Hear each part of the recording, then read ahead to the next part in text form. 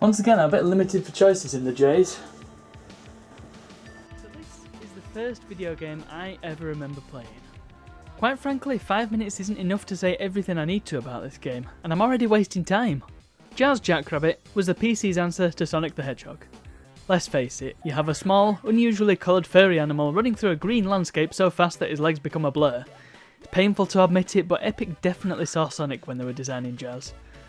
To the extent he appears in the CD version's manual / comic book. Main difference between Jazz and Sonic though, and what makes him a far stronger character in general, is the fact that he's got a massive gun. It's almost as big as he is. This is the LFG 2000, spot the reference, and can take a variety of ammo types. Your basic blaster is basic, but it's also got infinite ammo, so it'll be a go-to weapon throughout most of the game. The toaster is very similar to the blaster, but with a larger surface area and a higher velocity. Very, very satisfying to use. The RF missile is a lot of fun. It fires 2 green missiles at 30-ish degree angles, useful for room clearance and for something else which we'll get onto. The launcher is one of the handful of things in this game that's affected by gravity.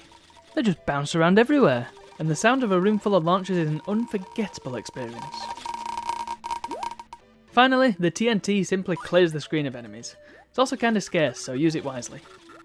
And it's all fun and games throughout the first episode. You get a nice variety of enemies that aren't overwhelming, but are good fun to fight against. But it's about time we talked about the elephant in the room. Jazz is freaking blind. Honestly, this field of view is ridiculous. It takes all the fun out of being able to run at higher speeds when you can't see more than a foot in front of your own floppy-eared, forest-hued fizzog. And it's a shame because you're constantly ramming headlong into enemies and hazards you just can't see in time. It's all very well tapping the fire key all the time, but it feels a bit cheap to keep doing that. And then you get past episode 1 and the level design really takes a nosedive. My favourite example is Orbitus, which has a level infamous amongst Jazz fans. You see, in certain versions of the game, such as the one available on GOG, this part of the level is literally impassable, which makes completing the level impossible. Fortunately, my cd-rom version doesn't have that issue. What I'm saying is, Jazz was an important game at its time. Its graphics are fantastic and a style highly reminiscent of the golden age of cartoons. Its animations are fluid, its frame rate is smooth as butter, and its music a treat for the ears. Its controls are tight, its characters are fun, and its cutscenes are, you know, they're great for a 90s DOS game.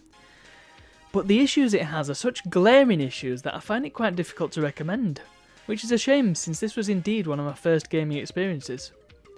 But then they made a sequel which fixed all the issues, so you know, it's not all bad news. Oh, and there's also a couple of Christmas episodes, so we're at least getting some seasonal benefit out of this. Verdict: rabbit, rabbit, rabbit, rabbit, rabbit, rabbit, rabbit, rabbit, rabbit, rabbit, rabbit.